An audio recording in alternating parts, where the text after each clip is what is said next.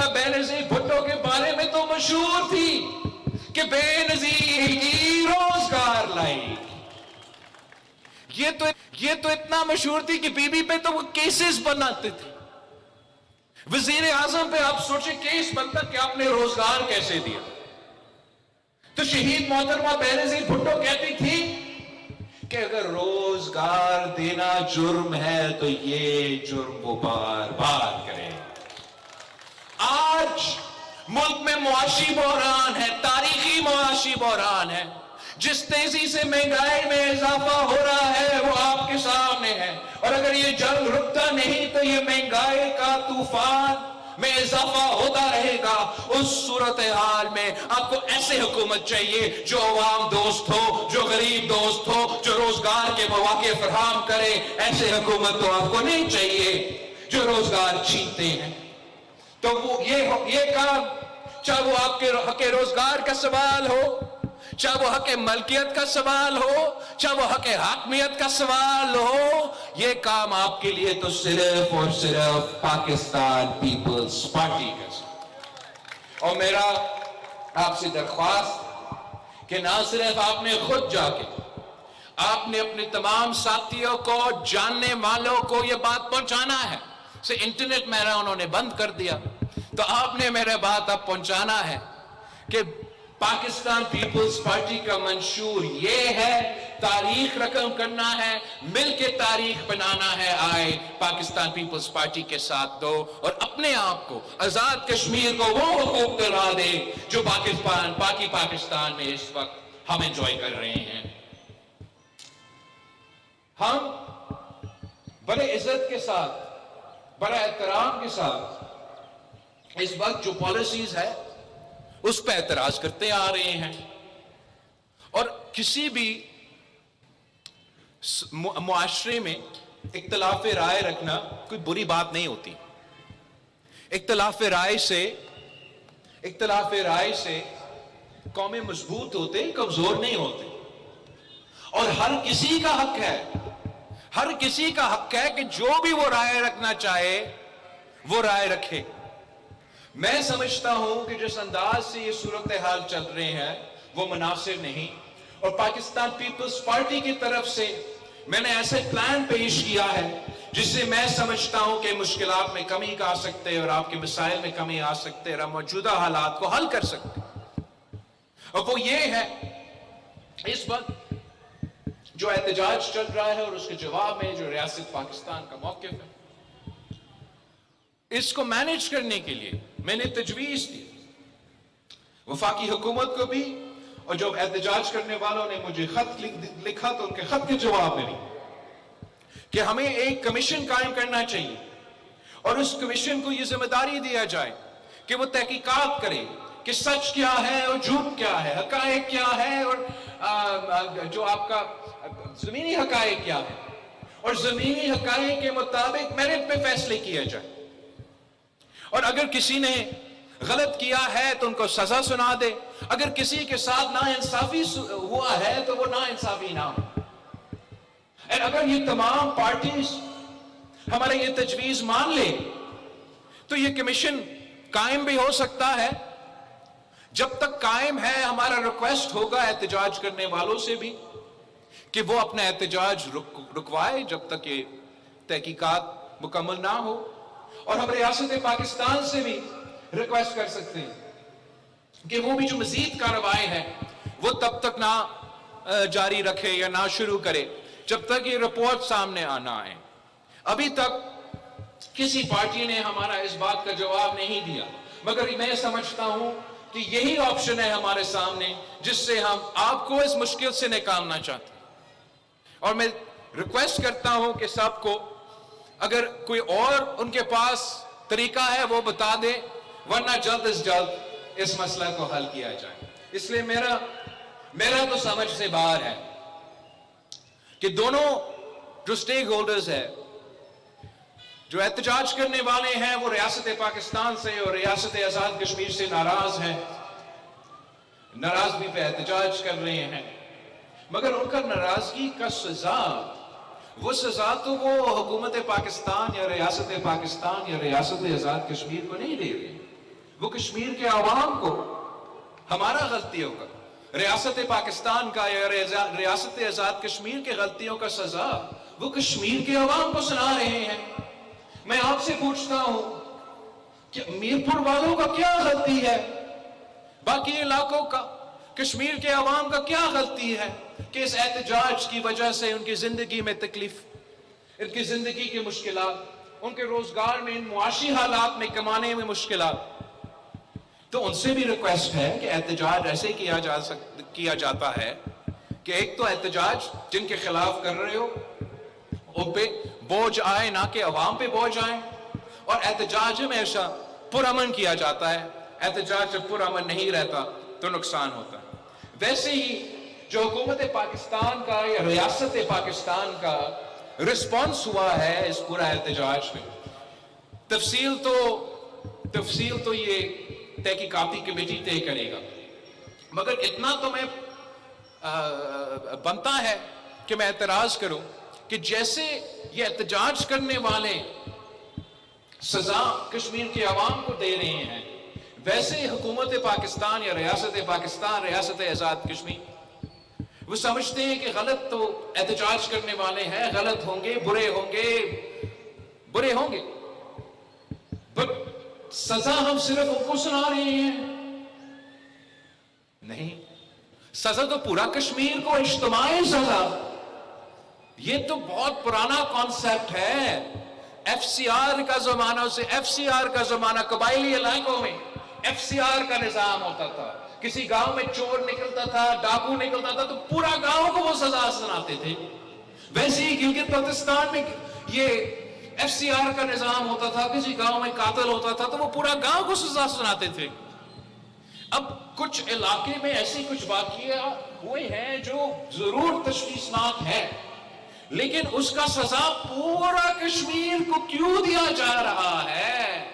میرپور کا کیا قصور ہے؟ کوٹلی کا کیا قصور ہے؟ مظفر آباد کا کیا قصور ہے؟ یار ہمارا انٹرنیٹ بھی نہیں چل رہا ہے۔ یہ تو بڑا عجیب بات ہے۔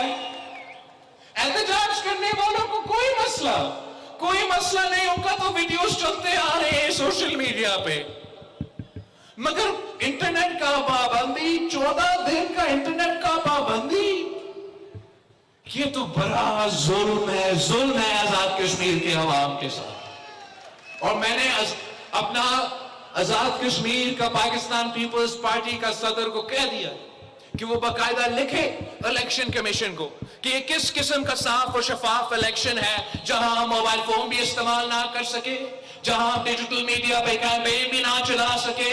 تو ہم نے باقاعدہ لکھا ہے ان کو کہ ہم مینڈیٹ کریں، حکم دیتے وفاقی حکومت کو کہ وہ الیکشن سے پہلے ادھر کا موبائل فون کا نظام، انٹرنیٹ کا نظام کو تو کھول دے۔ ان کا طریقہ کچھ عجیب ہے۔ کیا وہ حالات کو سدھارنا چاہتے ہیں یا حالات کو مزید بگاڑنا چاہتے ہیں؟ ہم حالات کو سدھارنا چاہتے ہیں، ہمارا کردار یہی رہا ہے، ہمارا نیت یہی رہا ہے، اور انشاءاللہ تعالی آپ ہمیں الیکشن جتوائیں گے تو ہم اسی پہ محنت رکھیں گے کہ حالات کو سدھارنا ہے، بگاڑنا نہیں ہے۔ اور جو ان کا طریقہ ہے، ان کے وزیر کے جو بیان ہے، تو بات ایک تو بہت افسوس کی بات ہے کہ کل مظفر آباد میں ان کے جو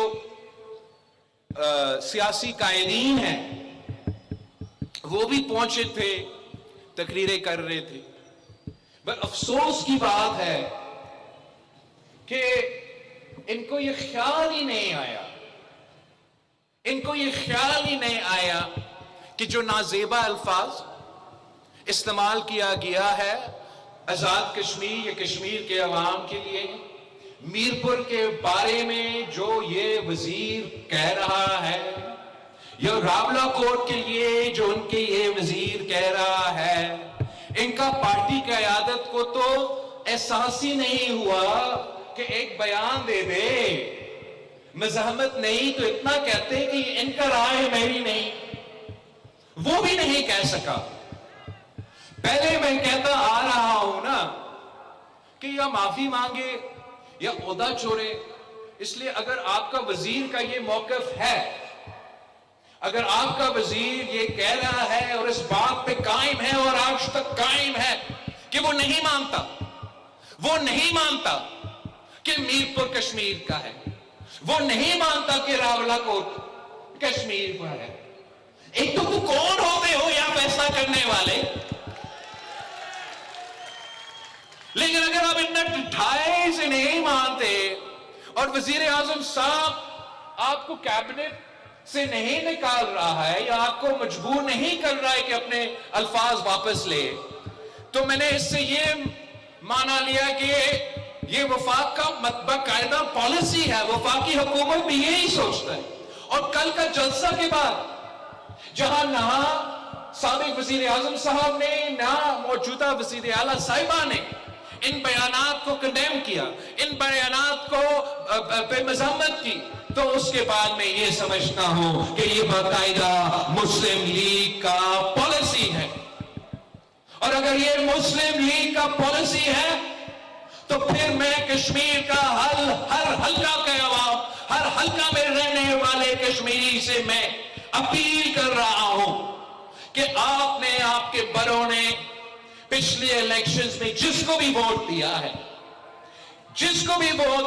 وہ بھول جائے. اس الیکشن میں کشمیر کو ووٹ دے, اس الیکشن میں پاکستان پیپلز پارٹی کو ووٹ دے اور ان کو دکھائے کہ کشمیر پاکستان پیپلز پارٹی کے ساتھ ہے, کشمیر ان لوگوں کے ساتھ نہیں ہے جو کشمیر کے لیے اس قسم کے بیانات دیتے ہیں. کشمیر کے بارے میں یہ پہلا الیکشن نہیں ہے. اذان کے لیے رکھتے ہیں.